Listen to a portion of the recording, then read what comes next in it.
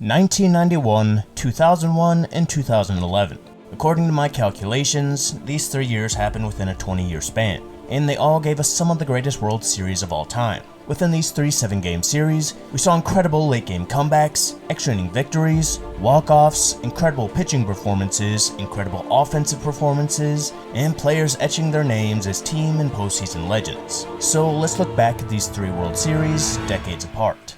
With each series going 7 games, let's start by looking at the Game 1s. Prior to Game 1 in 1991, the Braves made their first World Series in Atlanta after defeating the Pirates in 7 games in the NLCS. The Braves had 7 losing seasons prior to this and finished in last the 3 years prior, and the Twins had a 1990 last place finish in common with the Braves, meaning both of these teams went from last to first within a year, making this the first time 2 worst to first teams made it to the World Series. The Twins made the World Series by defeating the Blue Jays in the ALCS in 5 games, and in Game 1 had Jack Morris on the mound, who was lined up against Charlie LeBrant, who was the only Braves pitcher with World Series experience. The game would remain scoreless until the bottom of the 3rd, when Chuck Knobloch drove in Dan Gladden. The Twins would extend their lead to 4 after a Greg Gagne 3-run home run in the 5th, adding 11% to the Twins' win probability and ending the day for LeBrant. Ron Gant would go on to drive in the only 2 runs for the Braves, and the only earned runs off Morris as the Twins took Game 1 5-2. And for a sign of things to come, only one more game in this series would have a higher run differential. As for the 2001 World Series, despite the Yankees making 4 of the last 5 World Series, the path to their 5th pennant wasn't easy. They defeated the Oakland Athletics in 5 games after losing 2 games at home. They then defeated the 116-win Mariners in the ALCS in 5 games for their 4th consecutive pennant. As for the Diamondbacks, this was just their 4th year of existence, and they already had great success, winning 100 games the year prior and finishing as a number 2 seed in 2001. Tony Womack had a walk-off single to defeat the Cardinals in the NLDS, then they defeated the Braves in 5 to become the fastest expansion team to make the World Series. Game 1 would take place on October 27th, the latest a World Series had ever started. The reason for the delay was MLB games being postponed as a result of the September 11th attacks, an event that was an unfortunate part of the storyline in this series. Curt Schilling took the mound for the Diamondbacks and faced off against future Hall of Famer Mike Mussina. The Yankees would strike first after a Bernie Williams double that scored Derek Jeter, and the scoring would end right there for the Yankees. Craig Counsell would hit a game-tying home run in the bottom of the 1st, and after a scoreless 2nd, the Diamondbacks would blow the game open by scoring 4 runs in the 3rd, with Luis Gonzalez's 2-run home run adding 16% to the Diamondbacks' win probability. The Diamondbacks would tack on another 4 in the 4th to make the score 9-1, which ended up being the final score. Schilling would pitch 7 rather stress-free innings, as the Diamondbacks actually picked up what would be their 2nd biggest win of the series, and the first World Series victory by a team not from New York since 1997. And moving up another decade, we go to the best Game 1 of these 3 in 2011. The Rangers won their 2nd straight pennant after defeating the Rays in 4 games in the ALDS and the Tigers in 6 games in the ALCS. As for the Cardinals, it was a pretty wild route they took to get here, and you can watch my video about the final day of the regular season in 2011 to learn more about their late season comeback in the wild final day. And after that final day, they beat the Phillies 1-0 in Game 5 of the NLDS after a Chris Carpenter complete game shutout. They then defeated their division rivals, the Brewers, in 6 games in the NLCS. And Game 1 was started by Chris Carpenter, and he went up against Rangers All-Star C.J. Wilson. After Ian Kinsler would get caught stealing, Chris Carpenter would make one of the best defensive plays by a pitcher in World Series history, diving in the 1st and getting lucky by not hurting his hand. The game would remain scoreless until the bottom of the 4th, when Lance Berkman hit a Baltimore chop that would make it to right field to drive in Albert Pujols and Matt Holliday.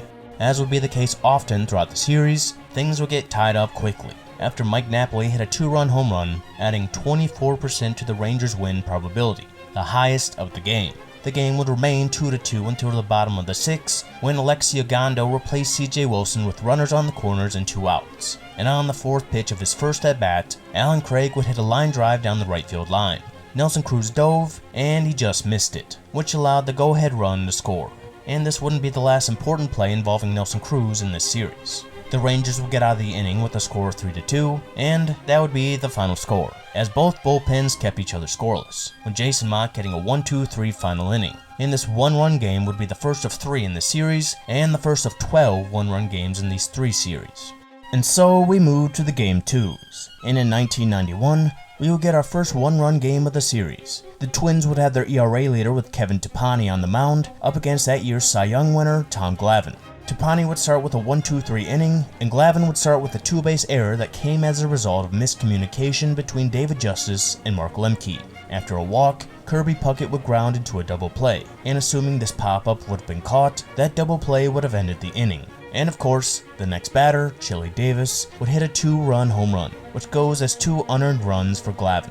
The Braves would get one back on a sac fly by Brian Hunter, and 1 inning later, one of the more controversial plays in World Series history ended the third in a scoring chance for the Braves, when first base umpire Drew Cobble called Gant out on a throwback to first after he came off the bag. Hrbek and Gant got tangled on a throwback to first, and though it appeared Hrbek pulled Gant off the bag, Cobble did not call interference, and the inning ended there. A controversial play that actually led to Hrbek becoming hated in Atlanta and even receiving death threats. The game would remain 2-1 after the inning and stayed the same until the top of the 5th, when the Braves hit another sac fly by Rafael Belliard to tie the game. Both pitchers would make it to the 8th, and despite having runners on with their 3 and 4 hitters up, the Braves did not score. There are reports that Glavine was in disbelief after the Braves didn't score, and if Glavine's emotions took over, the Twins took advantage right away, with Scott Lewis hitting a home run on the first pitch of the inning, giving Glavine his only earned run and adding 26% to the Twins' win probability, and being the difference in the game after Rick Aguilera struck out the side in the 9th, giving us a classic and controversial game. As for Game 2 in 2001, this marked the 1000th MLB postseason game, and marked another great pitching matchup with Randy Johnson vs Andy Pettitte, and the scoring began with a Danny Bautista double in the 2nd, and that was all the big unit needed, as he would throw a complete game shutout, allowing just 4 base runners while striking out 11. The Diamondbacks were nice enough to give him an additional 3 runs off Andy Pettitte, who had shut the Diamondbacks down aside from that double in the 2nd up to that point, but the Yankees gave no run support. And after Derek Jeter scored in the first inning of Game 1, the Yankees were scoreless for 17 innings after Game 2, which I think is not good. But something that was good was the pitchers in Game 2 of the 2011 World Series. Colby Lewis and Jaime Garcia both had shutouts in the 7th, and this bottom of the 7th would look very similar to the bottom of the 6th in Game 1. With runners on first and second, Alexi Ogando would come into the game to face Alan Craig once again. And once again, Craig would hit a line drive to right. Only this time, Cruz didn't have a chance to catch it, and David Freese would score the go-ahead run like he did in Game 1. The game was still 1-0 going into the bottom of the 9th, and Ian Kinsler would hit a bloop single off Jason Mott, then stole second. Elvis Andrus would hit a single that moved Kinsler to third, and Andrus would move to second on the throw-in that tipped off Albert Pujols' glove. A play that added 26% to the Rangers' win probability. Arthur Rhodes would come in to face Josh Hamilton, who hit a sac fly to tie the game. Then Lance Lynn would come in to face Michael Young, who also hit a sac fly to put the Rangers ahead. Neftali Feliz would earn the save, and the series was tied, making the Rangers the only team to win on the road in the first 2 games of these 3 series, as they all jumped on planes while listening to portable CD players. Every Game 3 in these 3 series gave us memorable moments in different ways, and the best of these 3, and one of the best World Series games ever played, took place in 1991 in the first ever World Series game played in Georgia. The game started similar as it did for the Braves in Game 2, with miscommunication between Ron Gant and David Justice. They gave Dan Gladden a triple off NLCS MVP Steve Avery, and Chuck Knobloch would hit a sac fly to drive in the first run. And on the mound for Minnesota was 20-game winner Scott Erickson. He would give up his first run in the 2nd off a Rafael Belliard single that scored Greg Olson. The game remained 1-1 until the bottom of the 4th when David Justice hit a home run, giving the Braves their first lead of the entire series. Scott Erickson had the earliest exit in the series after being taken out in the 5th after giving up a home run to Lonnie Smith, and getting charged with an earned run after a bases-loaded walk by David West. Even after a Kirby Puckett solo home run in the 7th, it still looked like the Braves were going to get their first win with a 2-run lead. But then the top of the 8th started with an error by Terry Pendleton, which ended the day for Steve Avery, and brought in the Braves closer, Alejandro Pena, who hadn't pitched in nearly a week. And on his 3rd pitch, Chili Davis would hit a 2-run home run to tie the game. Pena would escape the inning without giving up another run after 2 singles. Both Pena and Carl Willis would escape scoring threats in the 9th to send the game to extra innings.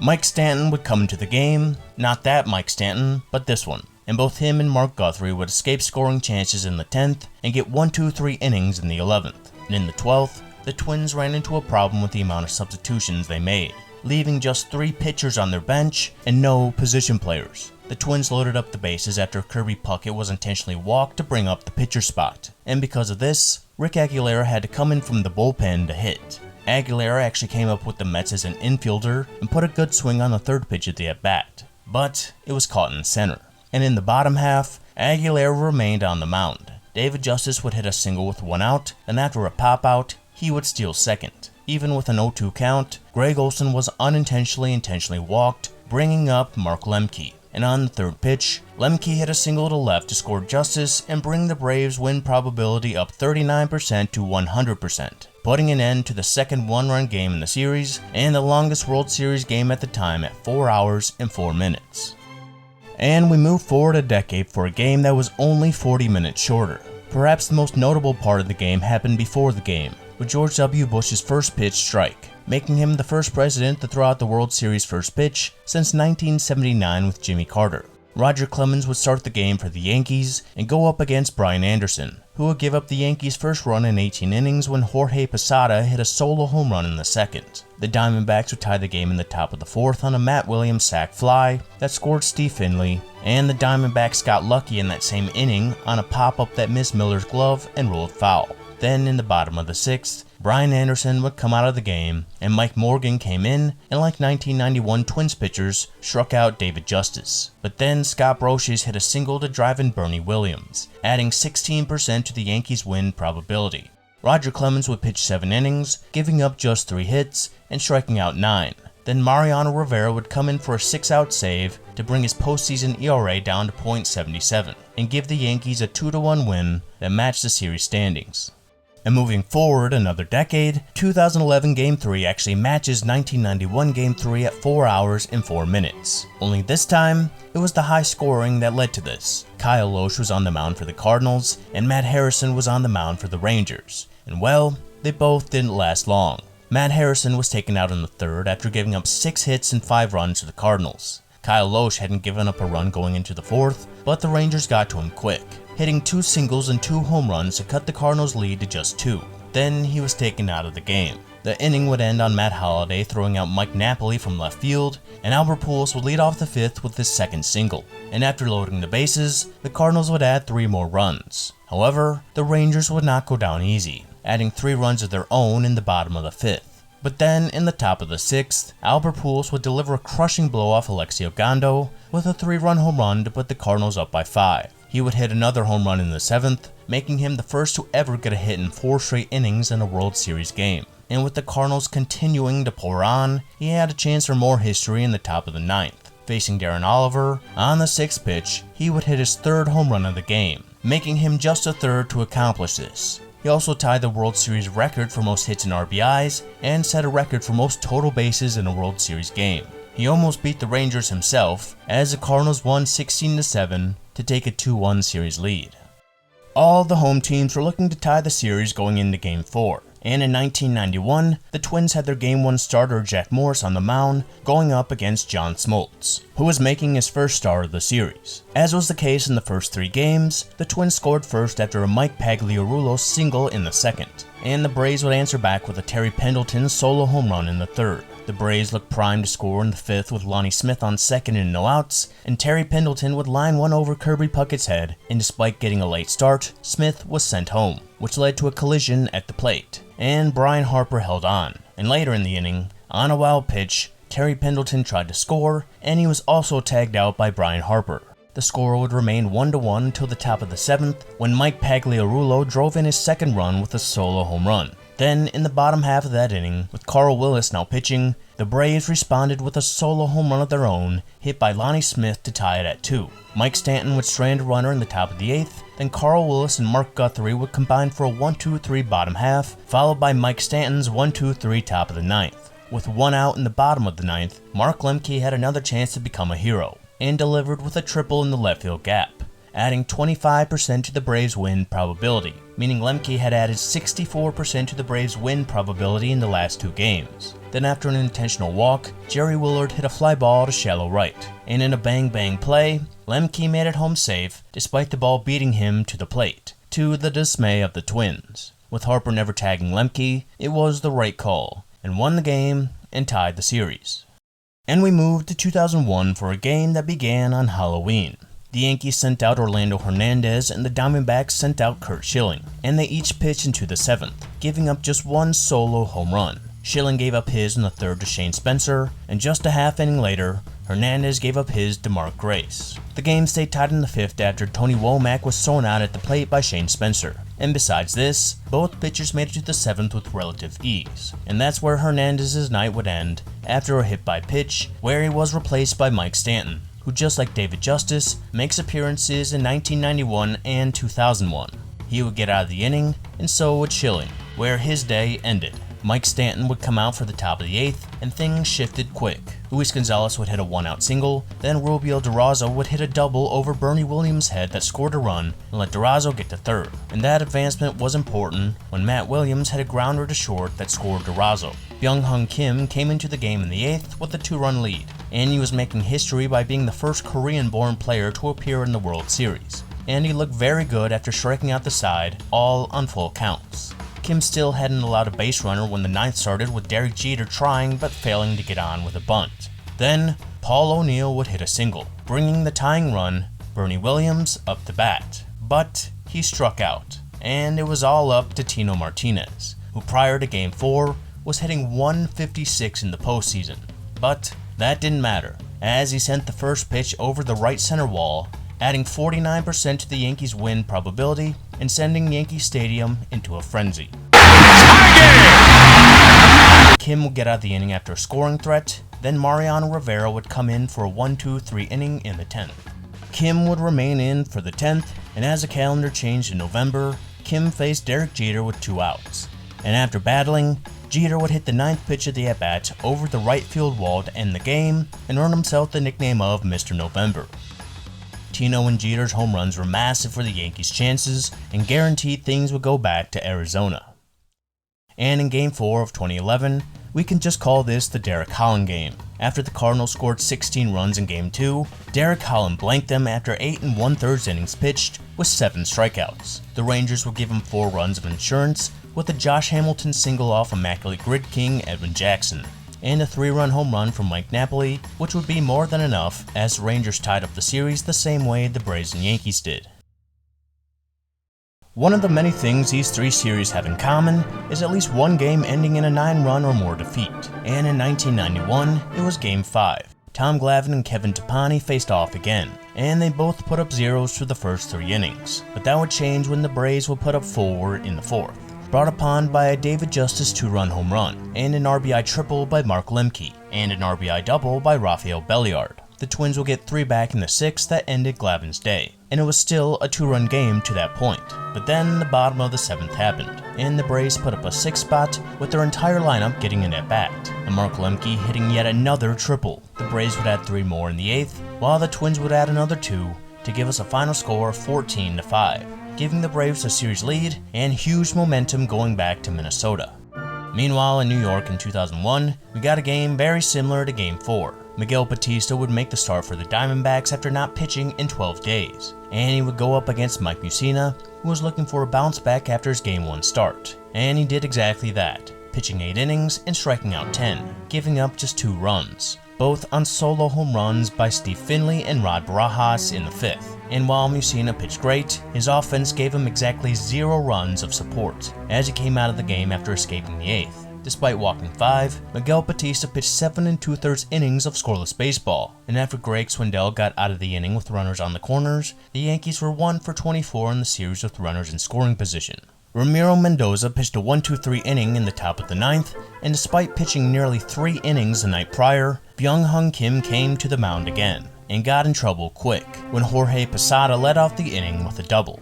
But he regrouped and got Shane Spencer to ground out and yet another player in the 91 and 01 World Series, Chuck Knobloch, to strike out, bringing Scott Brosius up. After taking a pitch, Brosius would hit a deep fly ball to left that would make it over the fence, and for the second night in a row, a Yankee hit a 2-run home run off Kim to tie the game in the 9th. Morgan would end the 9th, and him and Mariano Rivera pitched 1-2-3 innings in the 10th. But then, the Diamondbacks finally got to Rivera in the 11th, loading up the bases with 1 out. Reggie Sanders would hit a liner that was caught by a diving Alfonso Soriano, then Mark Grace would ground out to end the threat. Morgan would get another 1-2-3 inning, and so would Sterling Hitchcock in the 12th. Albie Lopez would relieve Morgan, and Chuck Knobloch would hit a single, then would get to second on a sac bunt by Brosius. And on the 4th pitch, the Yankees 9-hitter Alfonso Soriano hit a single to right. Knobloch was sent and would make it home in a close play, giving the Yankees another come-from-behind win in back-to-back games. And going back to Brosius' home run, that added 24.19% to the Yankees' championship win probability, the second highest in World Series history for a Game 5, and one that was massive in giving the Yankees a series lead and momentum going back to Arizona. And going forward a decade, while Game 4 was known as the Derek Hahn game, this one can be known as the bullpen game, but not in the 900 pitchers coming out of the bullpen sense. The game was started by Game 1 pitchers Chris Carpenter and C.J. Wilson, and the Cardinals would get on the board in the second with 2 runs. That would be all C.J. Wilson would give up in his 5 1/3 innings of work. Meanwhile, Chris Carpenter would also give up 2 runs in his 7 innings of work. Both runs came on solo home runs hit by Mitch Moreland and Adrian Beltre. Carpenter would come out of the game after the 7th, and this is where the trouble began. Michael Young led off the inning with a double off Octavio Dotel, and Tony La Russa called for Mark Zepchinski and closer Jason Mott to warm up. But bullpen coach Derek Lilliquist only heard Zepchinski's name, and when La Russa saw Mott not warming up, he called again. And this time, Lilliquist thought he heard Lance Lynn's name called, who threw 47 pitches in Game 3. Zepchinski would then come in against Murphy, who hit a single to load up the bases, and bring up right-handed hitter Mike Napoli. Mott would have came in this situation, but he wasn't ready, forcing a lefty-righty matchup that was won by Napoli, who hit a double to drive in 2 runs. Lance Lynn would come in to just intentionally walk Ian Kinsler, then Jason Mott would come in to strike out Elvis Andrus, about 4 batters later than wanted. The Rangers would get a strike him out, throw him out in the 9th, then Berkman would strike out to end the game, giving the Rangers a 3-2 series lead, just like the Yankees and the Braves, as they all jumped on planes looking to close the series out on the road. Back in 1991, Game 6 featured Steve Avery starting for the Braves on 3 days rest, while the Twins countered with Scott Erickson. Just like in every game except Game 5, the Twins scored first with 2 in the first, including an RBI triple by a slumping Kirby Puckett. The Braves had a runner on like they had in every inning in the 3rd, and with 1 out, Ron Gant came to the plate and drove one deep to left center. Then one of the greatest plays in World Series history occurred when a 5'8" Kirby Puckett leaped and robbed Gant of an extra base hit before it could hit the 13-foot plexiglass. Puckett would throw an absolute strike to first, but was a little off the line. Regardless, this was one of the most impressive and important plays you'll ever see for an outfielder. After failing yet again to score in the 4th, the Braves finally broke through in the 5th when, after the Twins failed to turn a double play, Terry Pendleton hit a 2-run home run to tie the game. But the Twins would answer in that same inning with a sac fly hit by Kirby Puckett, driving in his 2nd run of the game. Both Erickson and Avery would pitch 6 innings, with Erickson getting pulled in the 7th. Mark Guthrie would come in, and after a walk and an infield single, the bases were loaded with 1 out. As Jack Buck described it, the series was on the line with Ron Gant coming up. And on the 3rd pitch of the at-bat, Gant hit what looked like a sure double play to short, but Gant's speed allowed him to beat it out, and tied the game at 3. And after Kirby Puckett was stranded at 2nd in the 8th, and both teams went down in order in the 9th, for the 2nd time in the series, the game was headed to extra innings. Rick Aguilera and Alejandro Pena would trade zeros in the 10th, and in the top of the 11th, pinch runner Kevin Mitchell was thrown out trying to steal. Aguilera would retire the next 2 batters, sending the game to the bottom of the 11th, with the Twins player of the game to that point, Kirby Puckett, coming up. Game 1 starter Charlie LeBrant came in to face Puckett, who told Chili Davis that he was planning to bunt, to which Davis replied, "Bunt my ass, hit it out and let's go home." Puckett took a few pitches, unusual for him. Then on the 4th pitch, he took Davis's request to heart by hitting one over the left center wall to win the game for the Twins and allow Jack Buck to make his famous "We will see you tomorrow night" call. Puckett finished a double shy of the cycle, hit a walk-off home run, and made one of the greatest catches in World Series history, giving him one of the greatest performances in World Series history, only adding to this incredible series that was heading to a 7th game. But before looking at that, let's go to 2001 for their Game 6.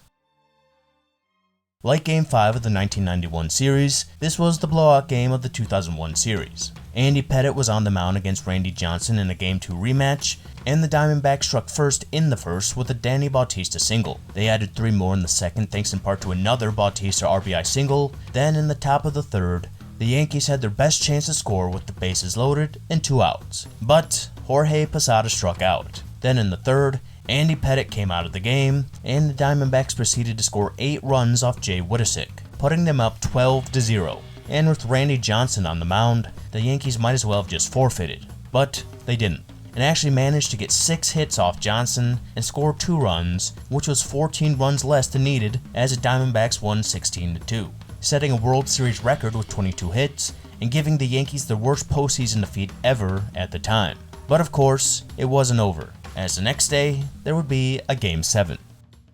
But before that, we need to go to St. Louis in 2011 for Game 6, in what some may call the greatest game ever played. This game was actually delayed a day from October 26th to the 27th, making it the first postponed World Series game since 2006, and one that would have an impact later on. Just like 2001, this game was a rematch of the Game 2 starters with Colby Lewis and Jaime Garcia, and from the get-go, this was bound to be a high-scoring back-and-forth game. The Rangers struck first in the first with an RBI single by Josh Hamilton, then in the bottom half, Lance Berkman put the Cardinals ahead with a 2-run home run. The Rangers would answer back quick with an Ian Kinsler RBI double in the second to tie the game. And spoiler alert, the third inning would be the only inning where both teams were kept scoreless. The fourth inning would begin with an error charged to Matt Holliday after miscommunication, and another spoiler alert, this wouldn't be the first error. If there's one knock on this game, it's the sloppy play of the defense, especially early in the game. But regardless, almost every error was taken advantage of, including this one that let Nelson Cruz score. The bottom half of this inning would also start with an error on Colby Lewis, and after the Rangers couldn't turn 2, Berkman scored on a groundout, and for the third straight half inning, things began on an error, this one committed by David Freese on a ball that went in and out of his glove. Then Michael Young would hit a double to score Josh Hamilton. Of course, the errors were hard to watch, but in a sense, it added to the chaos of the game. And while they went 2 half innings without a run or an error, that ended in the bottom half of the 6th when Michael Young would bobble a chopper, the 5th error in the course of 2 innings. Then after Colby Lewis was pulled, Alexi Ogando would walk in the tying run. And while there were many fielding errors, this inning featured a base running error when Matt Holliday was thrown out going back to third, and hurting his hand in the process. John Jay would ground out, and we were tied going to the 7th. And that tie would not last long, as on the second pitch of the 7th inning, Adrian Beltre would hit a home run to right center, which looked like it could be the iconic swing of his iconic career. Then Nelson Cruz would add his own with a solo home run to put the Rangers up by 2. But they wouldn't be done yet. Ian Kinsler would drive in Game 4 hero Derek Holland to put the Rangers up by 3, and Holland would come out to pitch a scoreless 7th, and the Rangers had a 95% chance to win the game. In the bottom of the 8th, Holland remained on the mound, and with 1 out, Alan Craig hit a solo home run. And while this game has many unsung heroes, Craig may be the biggest, because as we later find out, this solo home run was massive, and it should be noted that Craig was only playing because of Matt Holliday's injury. The Rangers wouldn't score in the top of the 9th, bringing us to the bottom of the 9th. Neftali Feliz was on the mound, and he started things with a strikeout, giving the Rangers a 96% chance to win the game. But that would go down when Albert Pujols had a double in the gap, another massive hit that is somewhat forgotten. Berkman would walk on 4 pitches, bringing up Alan Craig, and on the 6th pitch of the at-bat, Feliz would absolutely freeze Craig, putting the Rangers 1 out away with David Freese coming to bat. Feliz would absolutely blow a pitch by Freese on a 1-1 count, putting the Rangers just 1 strike away. As fans anxiously looked on, Feliz threw another fastball, and this time, Freese caught up, lining a pitch to right. Nelson Cruz raced after it, and he couldn't come up with it. Pujols and Berkman scored, and Freese ended up on third, and seemingly within a blink of an eye, the game was tied, and remained that way after Yadier Molina flew out. Jason Mott came out for his 2nd inning, and got into trouble when Elvis Andrus hit a 1-out single. Then on the first pitch, Josh Hamilton drilled a pitch to right that cleared the wall. And suddenly, the Rangers were ahead with a 93% chance to win, and it looked like this swing was going to add to the incredible story of Josh Hamilton, and ultimately become the biggest swing in Rangers history. But then, the bottom half of the inning began. Another 2 unsung heroes would hit singles to lead off the inning with Daniel Descalso and John Jay. Kyle Loesch would pinch hit to bunt, and that bunt lined off his bat and over Beltre's head, but Andrus was there to throw him out. Ryan Theriot came up and hit a grounder to third, and Beltre elected to get the shutout at first that scored a run. Albert Pujols was intentionally walked, which brought up Lance Berkman representing the Cardinals' final hope. After a foul ball, the count was 1-2, and for the 2nd inning in a row, the Cardinals were down to the last strike. Berkman would take a ball, then line the next pitch to center, and with the outfield back, John Jay scored easily. and somehow this game was tied again. Alan Craig would ground out, taking us to the 11th. Yankees legend Jake Westbrook would pitch the 11th, and for a change of pace, this inning had little stress, with only Mike Napoli getting on with a single. So things went to the bottom of the 11th tied at 9, and the 9th inning hero, David Freese, led things off against Mark Lowe. Freese would go up in the count 3-0, then after taking a strike, he fouled off a pitch and reacted as if he just missed it. Then, on the next pitch, he didn't miss it, as he drove the pitch to center, and it landed well over the center field wall. And 20 years later, Jack Buck's son gave the updated version of the famous "We will see you tomorrow" night call. After tying the game in the 9th, he ended the game in the 11th, putting an end to, without a doubt, one of the wildest and greatest games in baseball history, and sending us to a 7th game. But before getting there, I want to acknowledge that within the course of the 9th, 10th, and 11th inning, 4 of the 13 highest championship win probability plays in a Game 6 took place. Freese's triple added the most at 29.08%, the second highest ever behind Joe Carter's walk-off home run in Game 6 of the 1993 World Series. And Freese's home run, Berkman's single, and Hamilton's home run all added 20% or more. Just this alone shows how insane not only the game, but just these few innings were. And despite all the chaos in these 3 series, they all had one more game to play. And for the Game 7s, we're going to go in reverse order and start in 2011. As mentioned, the rain delay before Game 6 played a role here, as the Cardinals were able to start their ace, Chris Carpenter, and he was matched up against Matt Harrison. And despite the devastating loss the night prior, the Rangers weren't going to go down easy. Despite Kinsler getting caught stealing in the first, Elvis Andrus drew a walk. Then Josh Hamilton and Michael Young hit back-to-back doubles to put the Rangers up 2-0. But continuing with the trend, the Cardinals answered back the next inning after being down 2. Pujols and Berkman would walk, then David Freese would continue his hot streak by hitting a double in the gap that tied the game. This added 20.32% to the Cardinals' championship win probability, meaning in his last 3 at-bats, Freese added 69.58% to the Cardinals' championship win probability. Despite a shaky start by Carpenter and Harrison, they began to settle in. The difference in the game until the start of the bottom of the 5th when Harrison came out was a solo home run hit in the 3rd by Alan Craig. Scott Feldman replaced Harrison in the 5th and loaded the bases without giving up a hit. Then, on an incredibly close pitch, he walked in a run. Then Game 1 starter CJ Wilson came into the game and hit Rafael Furcal with his first pitch to make it a 5-2 game. Chris Carpenter would pitch one more full inning before being removed in the 7th. A Yadier Molina single would add another run in the 7th, and that would be all that was needed, as Lance Lynn and Jason Mott pitched 1-2-3 innings in the 8th and 9th to win Game 7 and the Cardinals' 11th World Series. Looking back at this series, every game was won by 1 run or less or featured a memorable moment. Whether it's a 3-home run game, Derek Holland's performance, the bullpen phone issues, or a winner-take-all game, this series had everything you could possibly want in a World Series. And instead of going forward a decade, let's go back a decade for the conclusion of another incredible World Series. Just like Game 4, we saw Curt Schilling on 3 days rest go up against Roger Clemens, who became the oldest starting pitcher in a Game 7. And as expected, this was a pitcher's duel. The first run of the game wouldn't score until the bottom of the 6th when Danny Bautista hit a first-pitch double that scored Steve Finley. But the lead and Schilling's shutout wouldn't last long, as Tino Martinez would hit a game-tying single in the top of the 7th. Clemens' night would end in the 7th, and Mike Stanton would end the inning for the Yankees. Then, to lead off the top of the 8th, Alfonso Soriano hit a solo home run, which was a play that added 23.12% to the Yankees' championship win probability, the 47th most of all time. And the score would remain 2-1 with the greatest closer of all time, Mariano Rivera, heading to the mound in the bottom of the 8th. The Diamondbacks started to get to him in Game 5, but not in the 8th of this game, as he struck out the side, which ended with the Yankees having an 82% chance to win the game.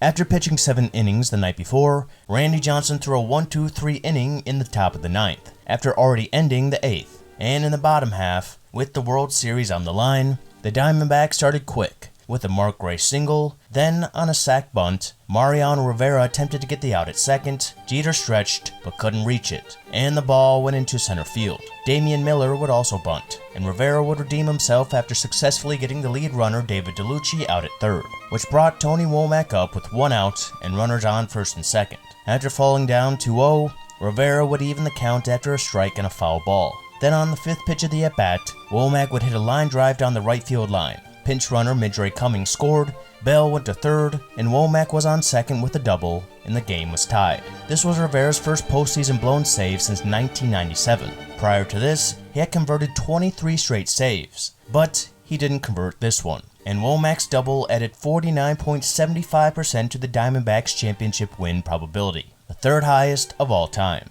Rivera would then hit Craig Counsell on the second pitch of the at-bat, loading the bases with still one out, and bringing up Luis Gonzalez. The infield was drawn in, and after a foul ball, Rivera would throw an inside pitch to Luis Gonzalez, who would hit a soft floater that barely reached the outfield grass. But that was enough, and in just their fourth year of existence, the Diamondbacks defeated the Yankees to win the first World Series. And in a series that featured multiple late-game heroics, great pitching performances, and players stepping up in huge situations, this was a fitting end to an incredible series. And after having so much go their way in the previous 5 years, or really the last century, the Yankees finally got a bad break, and only the 1971 Milwaukee Bucks won a title quicker as an expansion team in North American sports history. And of course, we still have another game to cover. We go back another decade for Game 7 of the 1991 World Series. We got a rematch of Game 4 with Jack Morris and John Smoltz, and they would give us one of the greatest pitching duels in MLB history. After continuously escaping jams and breezing through innings, Smoltz and Morris put up nothing but zeros. The first scoring threat since the early part of the game came in the 8th. Lonnie Smith led off the inning with a single, and on the 4th pitch against Terry Pendleton, he looked like he struck out, but after discussion, Don Deckinger ruled that the ball was tipped. With new life, Bobby Cox called for a hit and run. Smith took off, and Pendleton lined one in the left center gap, seemingly guaranteeing that Smith would score. But middle infielders Knobloch and Gagne deked Smith by pretending that they were turning two. Smith denies falling for it, but regardless, he stopped after rounding second to look at the ball, and because of this, he didn't score. Regardless, the Braves had their best scoring chance, and Morris got Gant to weakly ground out to first. Then they intentionally walked David Justice to bring up a slumping Sid Bream, and it paid off, as Sid Bream would ground into a 3-2-3 double play, ending the scoring threat and adding more to Smith's base running error. The Twins would respond with their own scoring threat. Pinch hitter Randy Bush led off the inning with a single, then with one out, Chuck Knobloch would hit another single, ending the night for John Smoltz. Mike Stanton would come in, and just like David Justice, Kirby Puckett would be intentionally walked to bring up Ken Herbeck, who hadn't got a hit since Game 3. Then just like Sid Bream, he hit into a double play to send the game to the 9th scoreless. Morris refused to come out of the game, and the decision paid off after he got a 1-2-3 top of the 9th. In the bottom half, Mike Stanton would give up 2 leadoff singles, forcing Bobby Cox to bring in Alejandro Pena. He would get Shane Mack to ground into a double play. Mike Pagliarulo would be intentionally walked to set up a force play, but that was not needed as Paul Sorrento struck out. And for the third time in the series, the game was headed to extras. And for the first time since 1939, a World Series Game 7 was headed to extras. And after winning multiple arguments, Jack Morris would head out for the 10th. And just like the 9th, it was 1-2-3. The ground out he induced to Terry Pendleton was his 126th pitch, and the Twins hoped it would be his last. And their hopes went up when Dan Gladden led off the inning with a double. Knobloch would move him to third on a sac bunt, and Kirby Puckett would be intentionally walked, bringing up Ken Herbeck. And though he was slow in slumping, he was also intentionally walked to load the bases and bring up pinch hitter Gene Larkin. And without wasting any time, Larkin would line Pena's first pitch to deep left over the outfield that was playing in, allowing Gladden to easily score and give the Twins their second World Series title, and put a wrap to what is, in my opinion, the greatest World Series ever. This series had absolutely everything. We can just consider that Game 1 was probably the second worst game of the series. This series had controversy, come from behind wins, multiple extra inning games, and legendary performances on both sides, but none more than the one who was the first to greet Gladden at home, Jack Morris, who arguably had the greatest pitching performance in MLB history given the circumstances. And though it is a little controversial, this single game is probably the biggest reason he is in the Hall of Fame, showcasing how great and legendary this series was. For those who paid attention to the S-tier World Series every decade thing during this time, you probably got your expectations high for 2021. And while the series wasn't that bad, and one that Braves fans liked more than 1991, it didn't quite live up to the incredibly high expectations. And those expectations were so high because of the 3 World Series that came in the decades prior. Of course, we could debate all day about the greatest World Series ever played, and we can bring up other great World Series like 2017, 2016, 1986, 1975, 1960, or even 1924 or 1912. But no matter this, the World Series of 1991, 2001, and 2011 gave us everything you could want in a series, and they all waited a decade for their turn.